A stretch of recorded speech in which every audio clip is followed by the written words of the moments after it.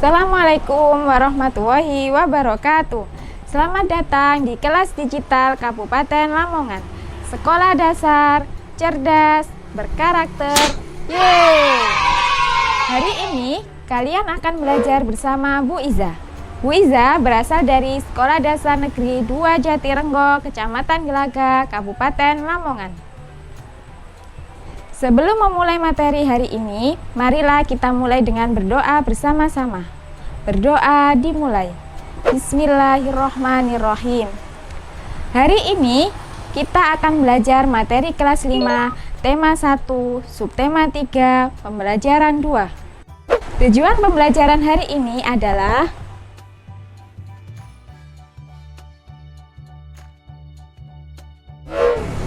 hari ini kita akan belajar tentang organ gerak pasif pada manusia. Perhatikan gambar berikut. Gambar tersebut menceritakan sebuah pengrajin gerabah sedang membuat gerabah. Tangan-tangan dan kaki para pengrajin gerabah begitu cekatan dan terampil membentuk tanah liat menjadi gerabah-gerabah yang bernilai seni tinggi.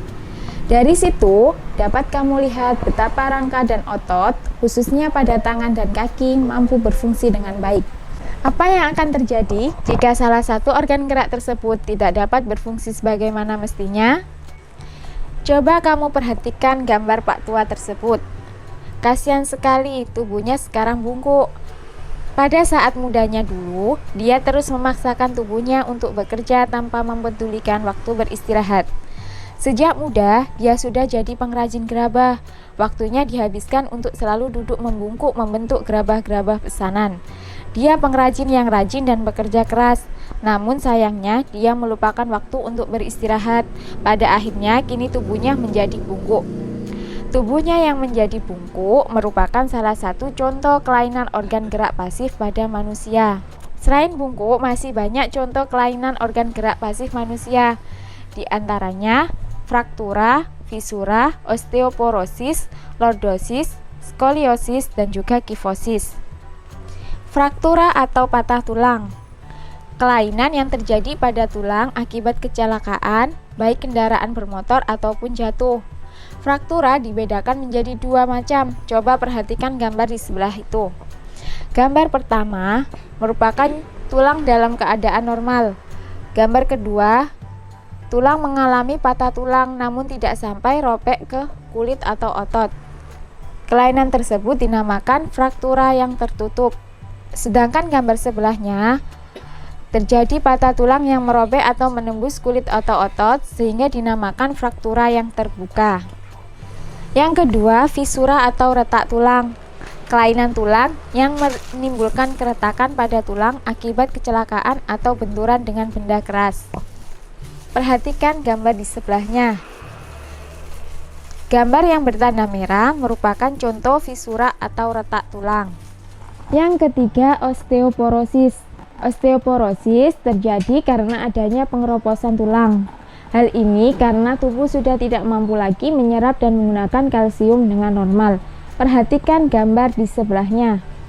Gambar kedua, kalsium masih mampu bekerja secara normal sehingga tulang masih terbentuk dengan rapat, sedangkan di gambar sebelahnya kalsium sudah tidak dapat digunakan secara normal sehingga terjadi lubang-lubang pada tulang atau tulang sudah tidak rapat lagi.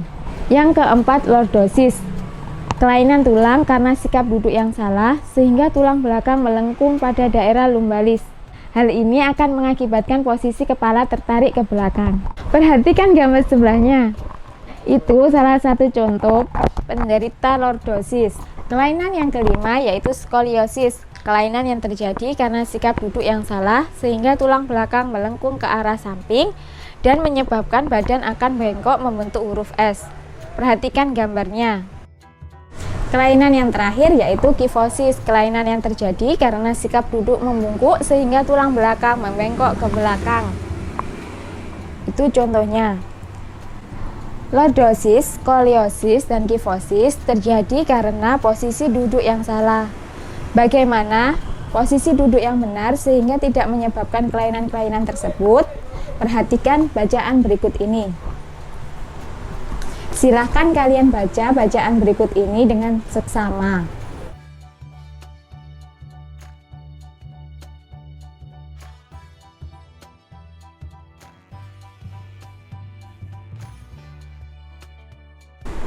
Dari bacaan-bacaan tersebut, sekarang coba kalian tentukan ide pokok dari masing-masing paragraf.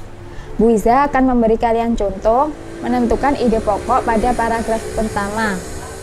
Pada paragraf pertama, ide pokok paragrafnya yaitu Pak John sering mengeluh punggungnya nyeri dan pegal. Sekarang kalian lanjutkan untuk mengerjakan ide pokok paragraf yang kedua hingga paragraf yang ke-8.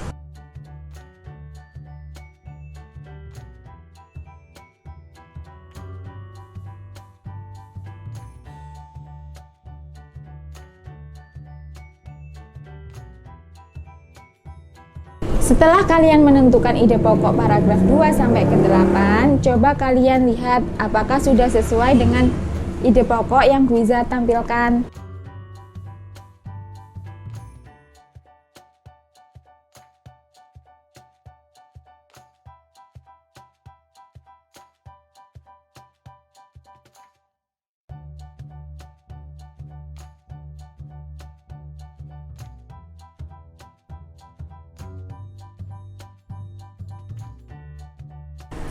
Kalian sudah membaca bacaan di atas kan?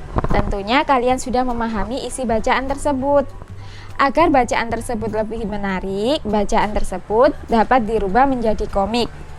Tahukah kalian apa itu komik? Komik adalah suatu bentuk seni yang menggunakan gambar-gambar tidak bergerak dan disusun sedemikian rupa sehingga membentuk jalinan cerita. Biasanya, komik dicetak di atas kertas dan dilengkapi dengan teks. Teks dalam komik berfungsi untuk menjelaskan, melengkapi, dan memperdalam penyampaian gambar secara keseluruhan. Perhatikan contoh komik yang Bu Iza berikan berikut. Pada komik tersebut, terdapat teks atau kata-kata yang disajikan dalam gelembung-gelembung yang diserasikan dengan gambar. Sekarang, coba kalian buat komik sendiri di rumah.